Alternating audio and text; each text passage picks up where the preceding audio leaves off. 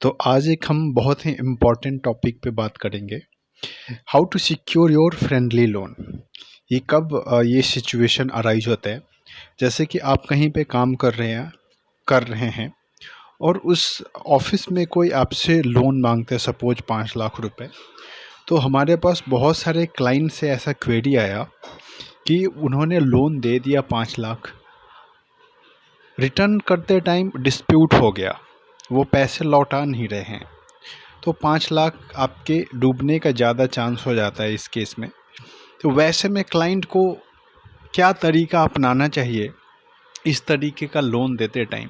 या बहुत सारे लोग ऐसे हैं जो यही बिजनेस करते हैं गांव में या फिर शहर में, दुकानदार को या फिर जानने वाले को लोन देते हैं इंटरेस्ट पे, या उनको कोई बिजनेस पर्पस के लिए अगर 5 लाख देते हैं तो उनको रिटर्न में 7 लाख मिलता है। तो इन सब जो पैसे जब आप देते हैं ना, उसके अगेंस्ट कोई सिक्योरिटी नहीं मिलता आपको, तो ये डूबने का इसमें ज़्यादा चांस रहता है। तो कैसे इसको आप सिक्योर कर सकते हैं, तो इसका कुछ मैंने लीगल सॉल्यूशन निकाला है। और ये लीगल सॉल्यूशन हमेशा जो भी NBFC, non banking financial companies है, वो अपनाते हैं, बैंक्स अपनाती है। तो वो पूरा आप अप्लाई नहीं कर सकते हैं, बट कुछ जो एक्स्ट्रा रेमेडी है वो आप इसको यूज कर सकते हैं। तो जैसे लोन कैटेगरी में आ गया क्लोज रिलेटिव्स, मतलब कि ऐसे कोई रिलेटिव अदर देन, क्योंकि भाई बहन इन लोगों को छोड़ के जो अदर रिश्तेदार है वो भी आपसे पैसे मांग सकते हैं। तो इसमें अगर लोन छोटा हो तो कोई बात नहीं, बट लोन 10 लाख, 5 लाख, 25 लाख, 30 लाख हो तो हमेशा सिक्योरिटी लेके चले। फ्रेंड्स को लोन दे रहे हैं, ऑफिस कलीग्स को और ऐसे जानकार लोगों को, तो उस टाइम में कैसे अपने आप को लोन जो आप लोन दे रहे हैं उसको कैसे सिक्योर कर सकते हैं। सबसे पहले तो आपको लोन देने से पहले निगोशिएशन के टाइम पे ही एग्रीमेंट बनाना चाहिए। एग्रीमेंट में मेंशन होना चाहिए कितना लोन अमाउंट आप दे रहे हैं, उस पर अगर आपको इंटरेस्ट चाहिए तो इंटरेस्ट कितना होगा, कितने साल बाद आपको ये पैसे चाहिए, क्या ये पैसे आपको मंथली इंस्टॉलमेंट में चाहिए, क्या आपको ईयरली इंस्टॉलमेंट में चाहिए, क्वार्टरली इंस्टॉलमेंट चाहिए, 6 मंथली हाफ ईयरली इंस्टॉलमेंट चाहिए। तो ये टर्म एंड कंडीशन उस पर आप लिख सकते हैं। एग्रीमेंट जो होगा वो विटनेस होगा टू इंडिपेंडेंट पर्सन, जिसमें कि वो साइन करेंगे कि हमारे नॉलेज में लोन दिया गया है, और जब ये लोन दिया गया था तो मैं वहाँ पे उपस्थित था, या जो भी ये बातें चल रही थी मैंने भी सुना था। एग्रीमेंट में और बहुत सारी चीज़ें, टर्म्स एंड कंडीशन हो सकती हैं, आपको उसमें मेंशन करना पड़ेगा। तो जैसे एग्रीमेंट बन जाता है तो ये रेगुलेट होता है इंडियन कॉन्ट्रैक्ट एक्ट 8072। दूसरा जो पहलू है लोन पेमेंट। तो लोन जैसे इस तरीके के केस में लोन जब डूबता है कि जब आपने लोन कैश में दे दिया, तो कैश में तो उनके और आपके बीच में रहा, और ये बात आ जाती है विश्वास पे। अगर उन्होंने देना है तो ठीक है, नहीं देना है तो आपको या तो झगड़ के वसूलना पड़ेगा, अगर आप थोड़ा सा कमज़ोर हो तो आप भूल जाओ कि आपको पैसे मिलेगा। काफ़ी सारे क्लाइंट के केस में ऐसा होता है।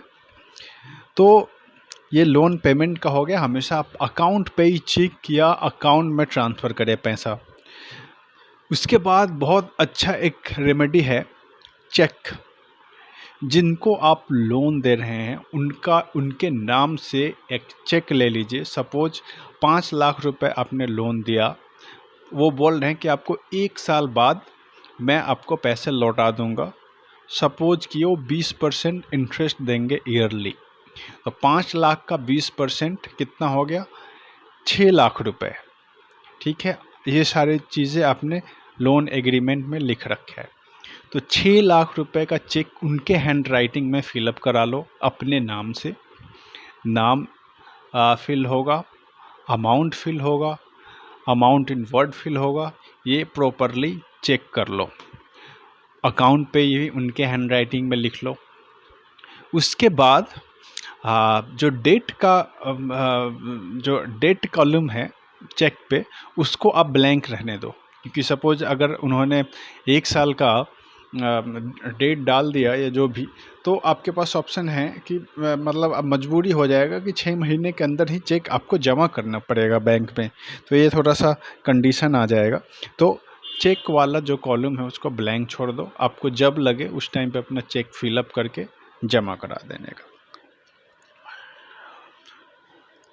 बेस्ट ऑप्शन है agreement plus bank transfer plus check.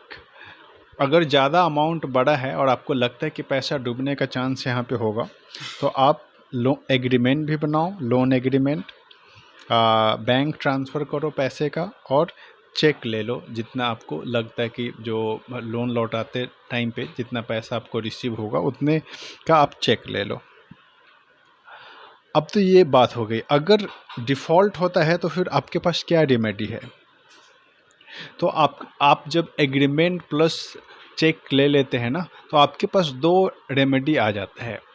एक तो आपके पास आ जाएगा इंडियन कॉन्ट्रैक्ट एक्ट में ब्रीच ऑफ कॉन्ट्रैक्ट, और दूसरा आएगा आपका क्रिमिनल कंप्लेंट आप कर सकते हैं, जो कि ये क्रिमिनल नहीं बोल सकते हैं, क्वासी क्रिमिनल। ये सेक्शन 138 ऑफ नेगोशिएबल इंस्ट्रूमेंट में आप कंप्लेंट कर सकते हैं, जो कि जो जहाँ पे आपका बैंक है उसके जुरिस्डिक्शन में जो कोर्ट आता है वहाँ पे फाइल कर सकते हैं। अब एक सवाल उठता है कि क्या यह केस बहुत खर्चीला होता है? तो नहीं, कोई भी एडवोकेट, क्योंकि इसमें क्या होता है कि जो सेक्शन 138 ऑफ नेगोशिएबल इंस्ट्रूमेंट जिसको बोलते हैं चेक बाउंस का केस, ये आसान होता है। इसमें लॉयर से पहले आपको नोटिस भेजना होता है जिन्होंने चेक ड्रॉ करा है। तो कंप्लेनेंट आप हो गए, आपने पहले उनको लीगल नोटिस भेजा कि आपने ये चेक दिया था लोन के सिक्योरिटी के पर्पस के लिए, लेकिन आपका चेक बाउंस हो गया। अब 15 दिन के अंदर पेमेंट करो, नहीं तो मैं अगर 15 दिन के अंदर पेमेंट नहीं आया तो मैं कोर्ट में कंप्लेंट करूँगा।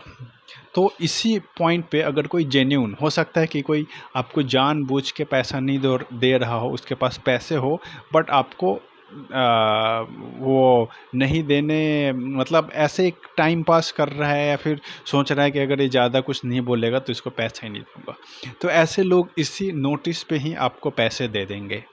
अगर ऐसा भी नहीं हुआ तो आप उस जो आपका बैंक है जहाँ पे आपने चेक जमा करा है उस जुरिस्डिक्शन के कोर्ट में आपको केस फाइल कर देना है।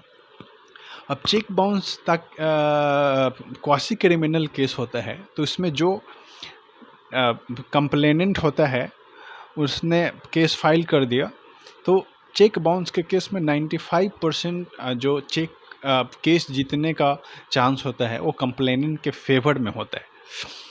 और इसमें क्योंकि जो डिफेंडेंट है, एक्यूज्ड है, जिस पे आपने केस किया है, उसको कोर्ट आना पड़ेगा हर डेट पे। अगर वो डेट पे नहीं आता है, जैसे आपने केस करा उसके पास समन गया प्रेजेंट के लिए, अगर वो प्रेजेंट नहीं होता है तो उसको 2 साल तक की सज़ा हो सकती है, और पुलिस सबसे पहले तो पुलिस उसको अरेस्ट करेगी और जेल चला जाएगा, तो उसको बेल लेना पड़ेगा। अगर वो कोर्ट के सामने प्रस्तुत हो गया समन के बाद, तो उसे हर डेट पे कोर्ट में आना पड़ेगा। तो इससे भी आपके पैसा निकलने का ज़्यादा चांस बन जाता है, क्योंकि चेक बाउंस के केस में आपके कंप्लेनेंट के पक्ष में ज़्यादा होता है केस, और आपके पास ऑलरेडी सारा जो प्रोसीजर अगर आपने रखा है, लोन अपने अकाउंट में दे रखा है, लोन एग्रीमेंट है, तो क्लियर कट 100% आपके फेवर में केस होगा। तो यहाँ पे आपको पैसे मिल जाएंगे। और यहाँ पे ये है कि आपको सपोज कि 5 लाख प्लस 1 लाख इंटरेस्ट है, 6 लाख चेक फिलअप था, तो 6 लाख के अलावा आपको जो लीगल एक्सपेंसेस है वो भी आप उनसे वसूल सकते हैं प्लस इंटरेस्ट के साथ। आपने तो 6 लाख का चेक ले लिया था 1 साल समझ के, सपोज उसके बाद भी 1 साल लग गया, तो 1 साल तक का जो कोर्ट का जो निगोशिएबल इंस्ट्रूमेंट एक्ट में जो इंटरेस्ट का रेट डिफाइन कर रखा है उसके हिसाब से आपको इंटरेस्ट भी मिलेगा, प्लस जो लॉयर्स का फ़ी है वो भी आपको मिलेगा जो एक्यूज हैं उनके तरफ से। तो आप इन सब जो प्रैक्टिस को फॉलो करके आप अपने फ्रेंडली लोन को सिक्योर कर सकते हैं। Thank you.